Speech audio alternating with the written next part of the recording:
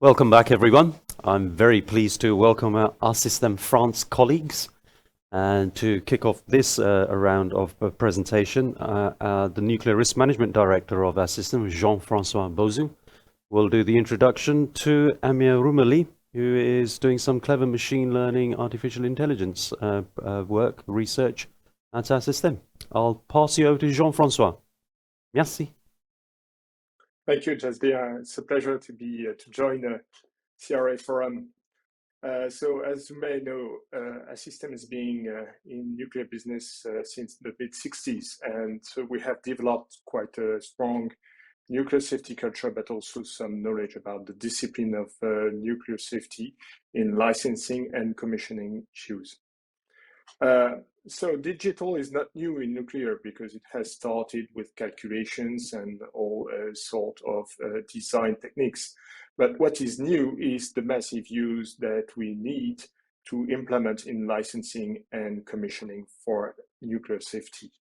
It's both a challenge and an opportunity. It's a challenge because in nuclear industry, we don't like innovation that much. We always want some feedback, some experience. But it's also an opportunity because of the complexity of those systems and also the global raise of expectancy in nuclear safety. So there's a need for game changers. We see that with SMRs, as Mrs. Calais-Vives presented it just before. And so we at Assystem use our digital knowledge to try to make a link between the two issues. So Emir, who is going to talk now, is a nuclear safety engineer, quite experienced in nuclear safety. He worked on ITER, he worked on fuel cycle projects. So he has good experience and he's very courageous. He went back to university and is currently working on a thesis work, 3 years thesis with l'École des Mines d'Alès, which is a famous engineering school in France. And he's making this link between digital and nuclear safety using MBSE, model-based system engineering, and also artificial intelligence for nuclear safety. The question, as I asked Emir, is how far can we go towards an automatic case studies in nuclear? So you see, there's a lot of work. So I'm pleased to introduce the doctor-to-be, Emir Roumili. Thank you. Thank you for both introducing Jean-Francois and Jas. So I'll try to be really concise because I've seen a little bit long for this presentation, but I will not have a lot of time. So I will be like really high level so that you've got the big concepts. And after that, asking question on the parts that you have interested you. Well, so let's start. So the object of this presentation is how to provide digital solution for nuclear safety in the context of energy transition. It is to note also that it can be broader, and it is also a presentation about how to bring digital solutions to any engineering processes. So we'll see that there are parts which can help on that, but we are concentrated on the work on the PhD.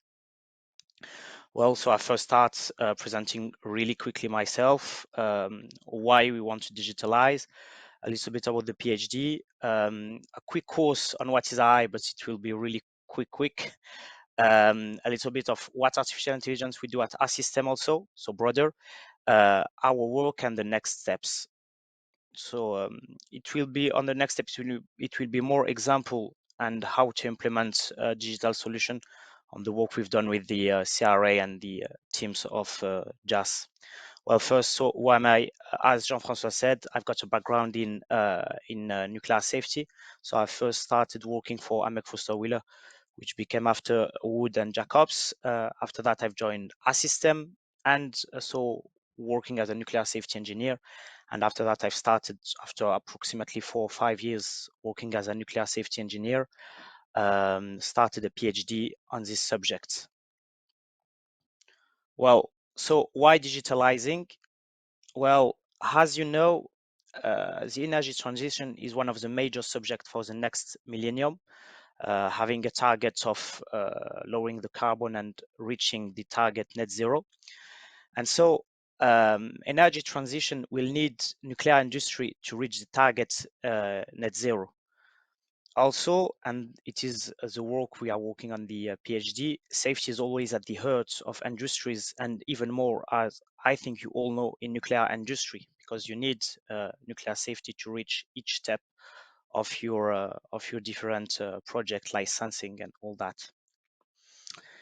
To make it really quick, having a PhD high-level vision, you've got to know that we are going to have more and more construction of nuclear installation which are low carbon.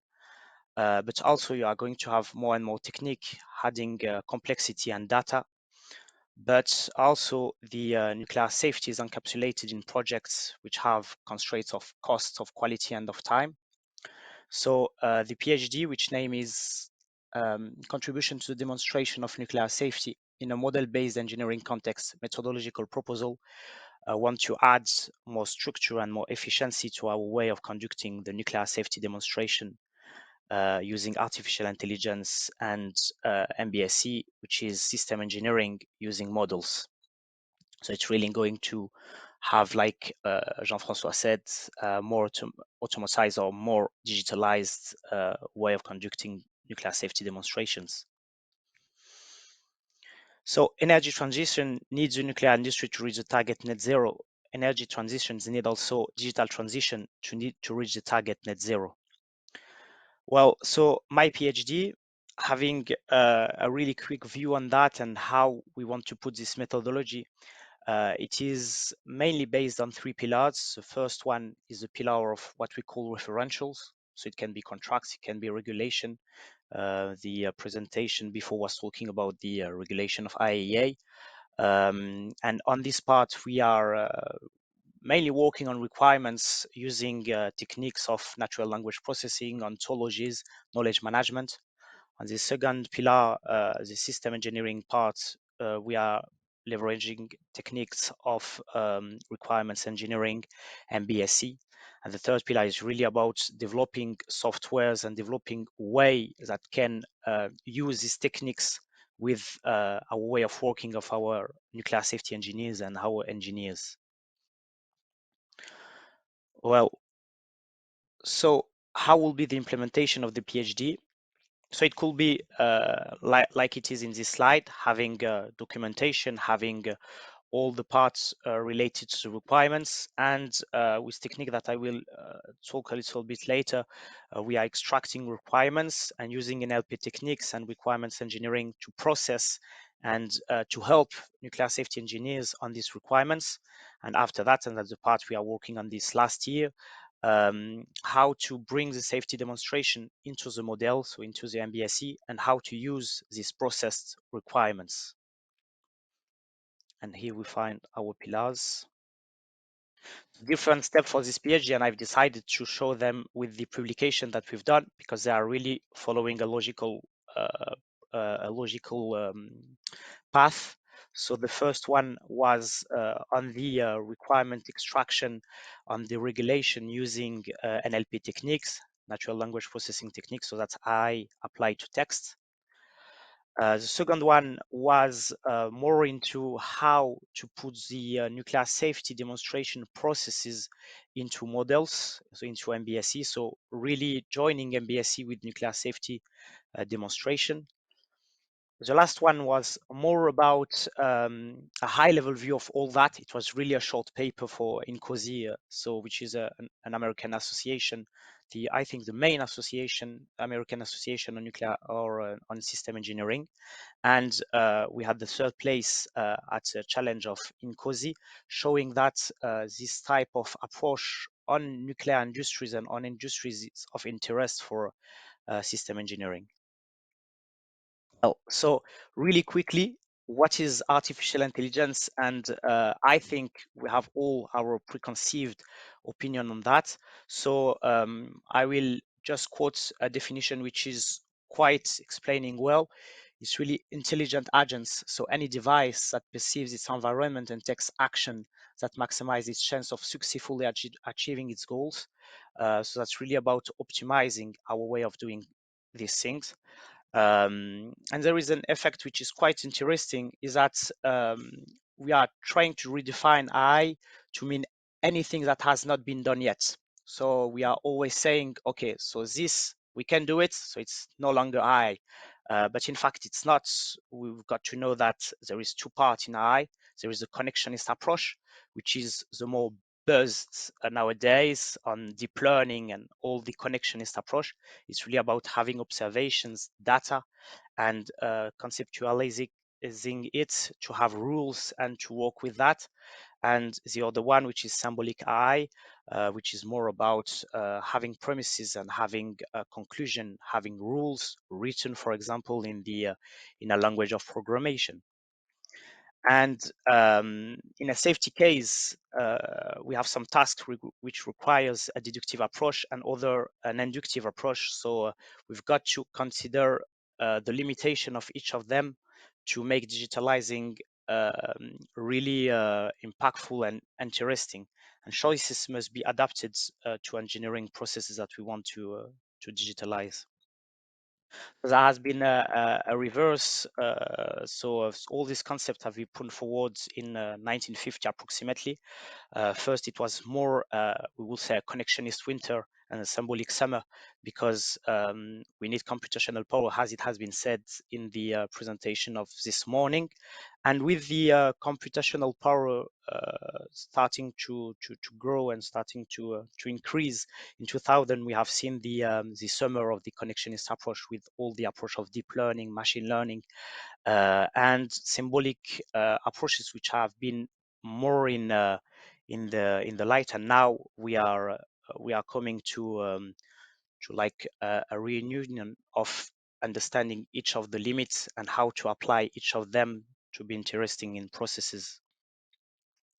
So on artificial intelligence, really quickly, and the connectionist approach, you've got the supervised learning, which is make the algorithm learn and explaining them with labels and how they need to do the task. And unsupervised learning, which are tending themselves to other type of tasks. And for example, it can be clustering, and that's the algorithm which are going to do it by themselves. So really quickly, we are doing natural language processing. Computers are not understanding text, so we need to transform it to mathematical objects they understand. So that's vectors. And you've got your first connectionist approach, which is deep learning, which is really great about finding patterns. And you're going to add this overlay of encapsulating text into vectors. And what has been done this last year, so that's really near in terms of time, in 2015 approximately to 2020, and it's continuing growing. It's trying to add more and more context, semantic, and all grasping of text into these vectors. So it was at the beginning really simple vectors, and it has started to be really complex vectors, which can in fact bring models which are able to really quickly understand languages, and so that you are able to make them learn on the task of interest you want. So our task of interest was, in the first time, requirement extractions from regulation. So we've made a data set based on IAEA regulation on manually extracting requirements, so approximately more than 1,000 requirements, and make the algorithm learn how to extract them. So it was our first publication on that. So it is a type of task that you can have. So I will do a little parenthesis talking about what type of artificial intelligence we are doing at Assystem. So first, you've got to understand that what is the added value for our customers is really to have a good utilization through the centralization of large amounts of information and data that would otherwise be underused, improved efficiency and reduction of teamwork and business units by speeding up processes, and allow engineers to focus on value-added tasks. For example, we've got DeepRex, which is the algorithm which are extracting requirements, but also processing them and helping on that. We've got GDE, which is like a Google of different documents having just a unique point of entry to find documents, scheme, etc. Optimisio, which is optimizing planification and others type of approach, and we are working with many customers, including EDF, Sellafield, Saudi Aramco, and others. Well, on our work, as Jean-Francois said, we've got artificial intelligence and MBSE. On the nuclear safety demonstration, from the part of artificial intelligence, we want to train other models doing other type of tasks. So we can do a lot of other tasks which are easier with the natural language processing state of the art. We've got tasks which are based on supervised learning, make them learn to recognize what we want them to recognize, but we've got also other type of approach which are based on unsupervised learning. So for example, having graph of requirements, having the clustering of requirements based on, for example, demonstrated systems, safety functions, having semantic search made possible. So having requirements which are found not just into the world that you are putting, but also all the ID which are connected to this world. And from the part of the MBSE, we are doing work on describing safety processes, doing a nuclear safety meta model, and trying to align this meta model with the meta model of another software, which is quite widely used in system engineering. It's Capella from Thales. So, for example, in this part of our meta model, we can see the CIE framework, so claim argument evidence, which is quite widely used in safety cases. So you're going to find concepts also like the claims, also requirements, trying to put the relation, the attributes, so that our nuclear safety engineers can have all the tools they need to work on these models. So next step, it's how we are bringing this digitalized approach. So for example, the work we are conducting with the CRA teams, we are trying to bring the techniques which are the faster to implement, but also the more useful. And for the techniques which need more time to implement, but really useful, it's more time, or if it's more tended to have teams in R&D which are working in the long time and developing the digitalized approach in I and MBSE for the field of nuclear safety into a system and CRA. An example of what Marinos from CRA has done, which is quite interesting because it is quite visual and explaining what can be done with AI. You can see that on the safety case, for example, you've got a component and we want to do the demonstration. So you are going to have a claim, and artificial intelligence could spot which claims in other safety cases seems to be similar, but also the arguments that have been made, the related evidence that have been used, and the related documents in which you can find the information. So here you've got. So I don't know how to make it play. So I don't know if the technical teams can help us on that, but that's a little presentation of the starting. Okay, of the requirements extraction.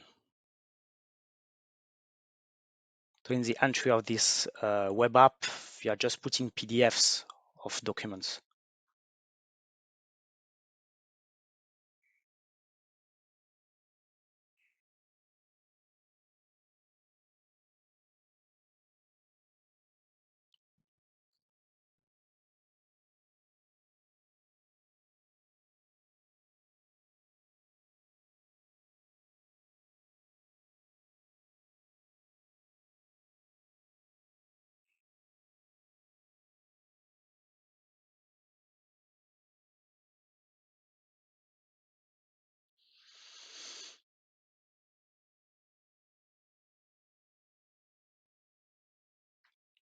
Of course, what is of interest is the different models that I been used and have been trained, but the web app platform can be adapted to what the engineers need for working.